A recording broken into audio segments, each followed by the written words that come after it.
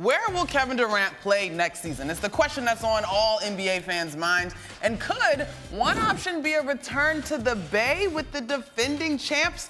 Steph Curry said a few weeks ago that he was happy with the current roster, and Bob Myers offered similar sentiments this week. He said, "I like our team. I like where it's at. I want to give the guys a chance to do it again." Very simple, straight to the point. And now we welcome in our NBA reporter, Dave McMenamin. Dave, my first question on this, honestly, is why do people even think that this is realistic, that these guys would want that old thing back? Well, Monica, when you think about it, even though Kevin Durant doesn't have a no-trade clause, if he was to be traded from the Nets, you figure they would be his partner in that trade. And you start to extrapolate, where would it make sense for KD? Obviously, he'd want to compete for championships, and where would he be comfortable? Well, we all know what he did in Golden State the last time around. I think that's why people tried to fill in the dots and lead to that scenario. But for the Warriors, you would say, they could probably put together some sort of package that would at least have Sean Marks listen.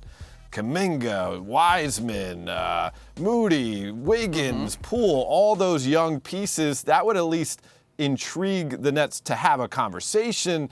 But it seems to be that the Warriors are focused on looking forward, not looking backwards, and try to rehash those teams that they had with Kevin Durant as part of their big three. So how much of this is just kind of like the Warrior way, if we call it? Like, they told the great story during the finals of Myers walking past Steph, KD, and Draymond, and they're like, you guys are at the same table you're always at. It's so rare for guys to have this. And so now, as the guys you mentioned, they're looking to do it with the future. Is that sort of just what their way is going to be? I think so. I mean, obviously, the window, if those young pieces pan out, gets extended by years and years if it works out. You can continue to have this dynastic run. Kevin Durant, I'm not saying he's going to fall off a cliff anytime soon. He's not going anywhere in terms of being a dominant player, but he's 34 years old. We're talking about prospects in their 20s.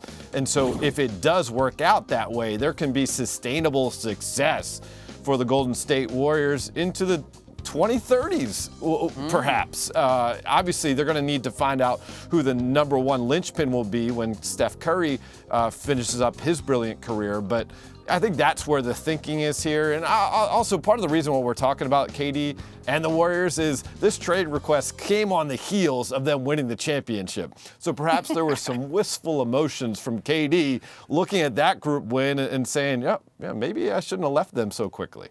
Oh, man, shoulda, coulda, woulda. They will trip us all up in life. Thanks for watching ESPN on YouTube. For live streaming sports and premium content, subscribe to ESPN+.